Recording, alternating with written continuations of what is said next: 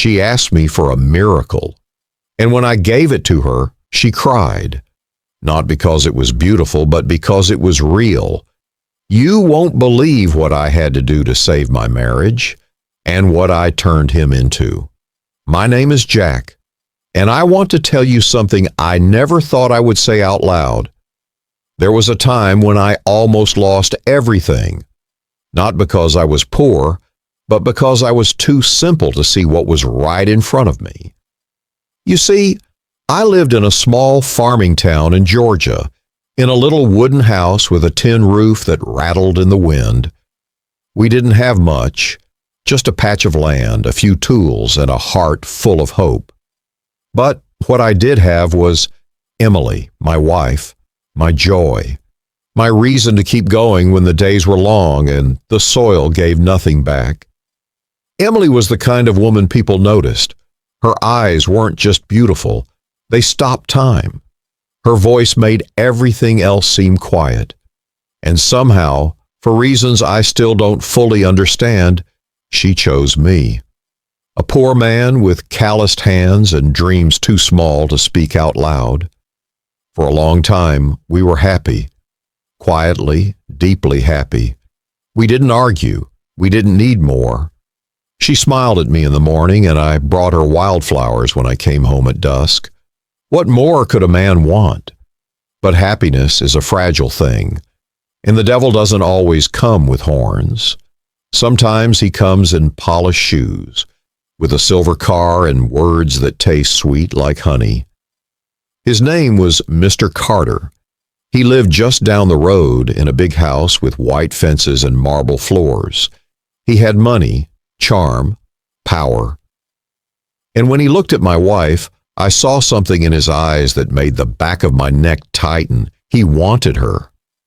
The first time I saw him talking to her, I didn't think much of it, just a neighbor saying hello. But something in Emily's laugh that day, it wasn't the same. Something had shifted. And I, the man who had once believed nothing could shake our love, suddenly felt the ground move beneath my feet. That was the beginning. If you want to know how it ends, how I almost lost her, how I found something greater than gold, and how I made a miracle out of pain, stay with me, because this story is not what you think. Before we continue, don't forget to hit that subscribe button to support this channel. Your support helps us create more powerful stories like this one. And trust me, you're going to want to hear how this one ends. Here's a question for you. If someone tried to steal the person you love the most, what would you do? A. Let them go. If they want to leave, it's not real love. B. Fight for them. Real love is worth the pain. Comment your answer below, A or B. Let's see who's listening with their heart. I still remember the first time she looked at me differently, not with anger, not with sadness, just distance, like a part of her had stepped away and I didn't know how to follow. It began slowly, a quiet change in how she asked questions. Jack, do you think I'd look good in red? Don't you ever want more than this little house? I thought she was just dreaming out loud, the way she sometimes did when we lay under the stars after dinner. I smiled, nodded, kissed her forehead and said, "You're already perfect." But something was eating at her. I didn't know that while I was out working the field, breaking my back under the Georgia sun, Mr. Carter was visiting our home, my home. He'd walk up in his polished shoes smelling like money and cologne, with that voice smooth as melted butter. And he'd tell her things I hadn't thought to say in years. "You're too beautiful to wear those old clothes, Emily. Why doesn't Jack give you more? Wouldn't it be nice to have a real house, a car, jewelry?" At first, she told him to leave. I know she did. Emily's not weak, but words, when whispered enough times, start to sound like truth, even lies. One night, as I came in from the fields, she was standing by the window. Her face was calm, but her eyes were restless. "Jack," she said, "I want a new dress, something pretty." I smiled. "Emily, you're beautiful in anything." "No," she said, more sharply this time. "I want something new, something special." I didn't argue. I just nodded and left early the next morning for town. I sold a bag of cornmeal I was saving for winter and bought her a red dress. Nothing fancy, but it was new. I walked home with it like I was carrying treasure. She lit up when she saw it.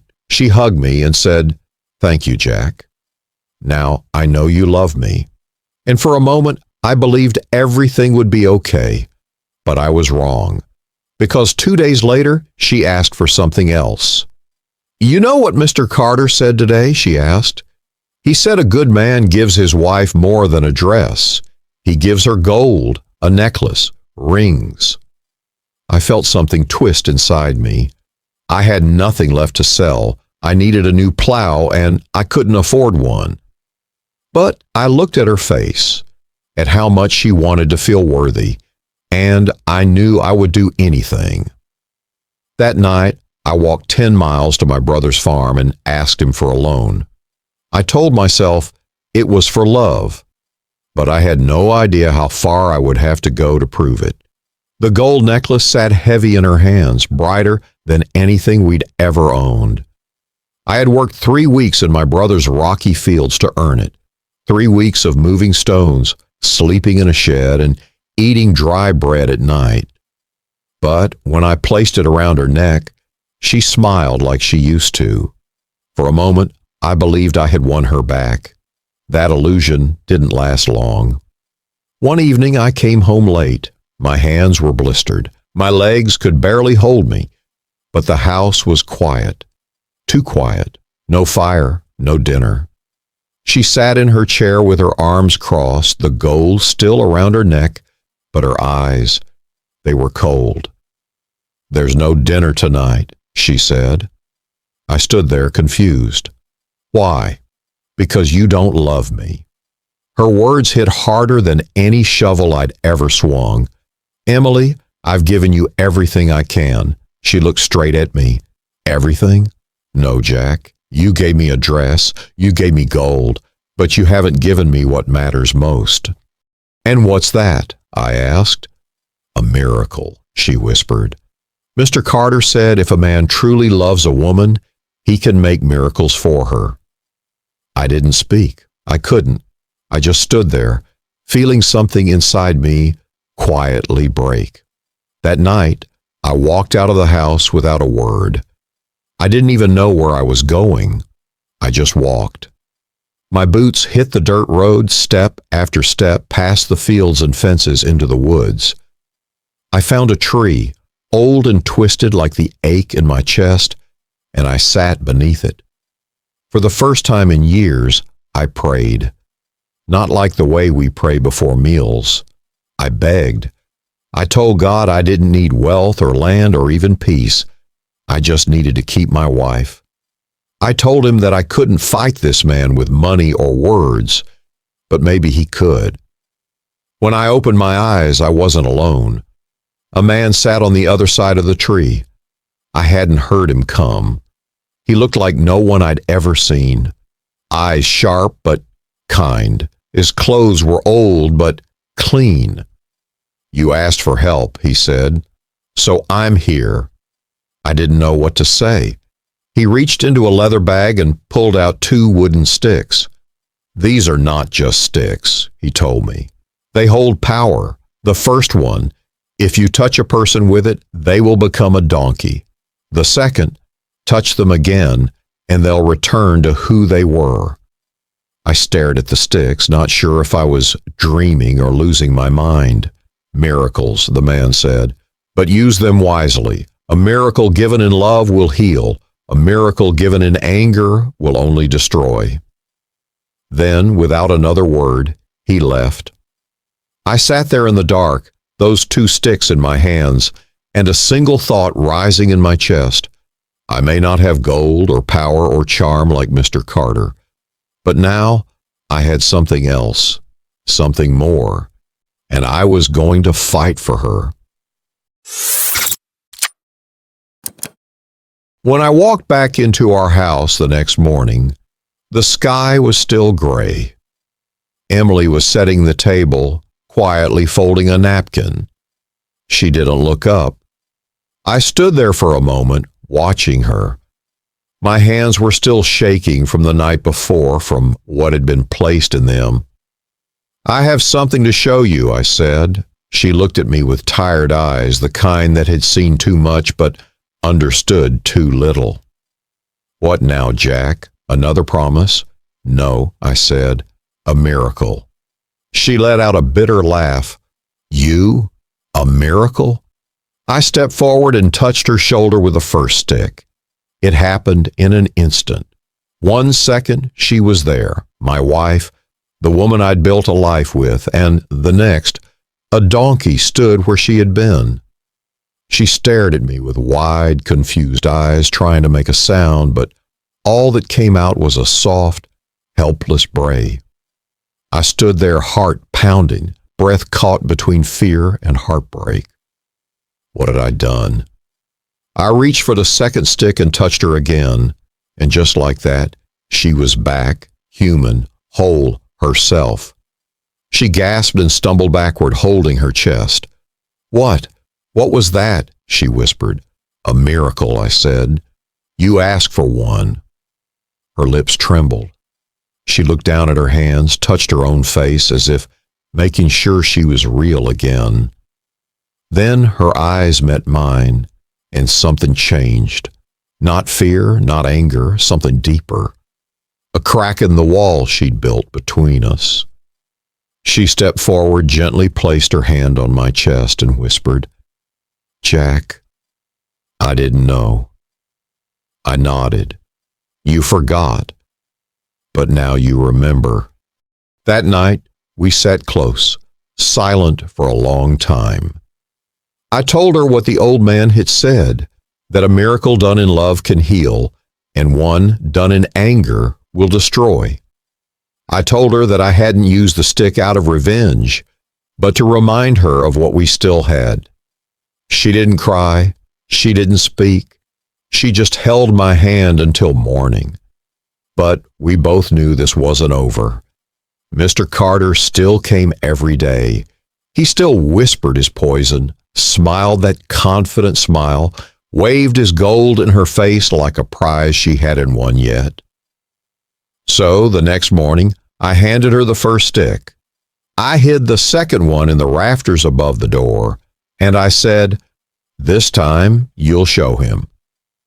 She waited until he came again. He strolled up to the porch like he owned the place, leaned on the rail, and said, "So, has your farmer boy finally given you a miracle?" Emily looked him dead in the eye. "Yes," she said. Then she touched him with a stick, and in a blink, Mr. Carter was no longer a man. He was a donkey, strong, stubborn, braying loudly. She took a rope, tied it gently around his neck, and led him to the fields. I was already there, lifting stones, sweat pouring from my forehead. When I saw her walking up with the donkey, I didn't ask. I didn't need to. I just smiled and said, "Let's get to work." He worked harder than I ever imagined a man or a donkey could. Day after day, Carter carried stones from my brother's field, sacks of flour from town, and piles of firewood back to the house. He brayed at sunrise and collapsed at sunset, and not once did I feel sorry for him. Not at first. You might think that makes me cruel, but I wasn't angry. I was tired. Tired of being less. Tired of watching a man with a silver tongue and soft hands try to take what I built with blood and calluses. He had everything, and he wanted more. He wanted her. But as the weeks turned into months, something in me began to shift. The donkey wasn't just carrying weight, he was fading. His steps slowed, his eyes dulled, his strength withered with the seasons. And one morning I found him standing by the barn, still as a stone, his head hanging low, trembling under the weight of an empty sack. I watched him for a long time, arms crossed, my breath forming clouds in the cold air. The same man who once stood tall in polished shoes full of pride and plans was now hunched and hollow. That night, I climbed up to the rafters and pulled down the second stick. My wife saw me coming down the ladder. She didn't say anything, just nodded. The next morning, I walked to the barn and stood before him. He didn't move. He didn't even flinch when I reached out and touched him. In an instant, the donkey was gone, and Carter stood in his place. But he wasn't the man he used to be. His back was bent. His skin was pale. His eyes held no arrogance, only shame and exhaustion. He looked at me. I looked back. Neither of us spoke. "You tried to take my wife," I finally said. "That was wrong." He didn't deny it. He didn't even look away. "Go home," I told him, "and don't ever look at another man's wife again." He nodded slowly, then turned and walked away. He never came back. Emily and I stood in the doorway and watched him go. Her hand slipped into mine, and for the first time in what felt like forever, we didn't need to speak. The silence between us was no longer heavy. It was peaceful. Years passed, the farm grew. So did our love. Not loud, not perfect, but steady.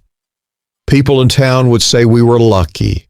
I'd smile and say, "No, we fought for this."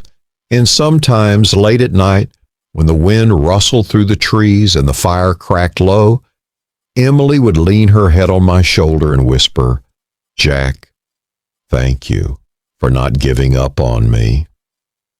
I never did, not because I'm strong, but because I knew that some things, some people, are worth fighting for, even when the world tells you to let go.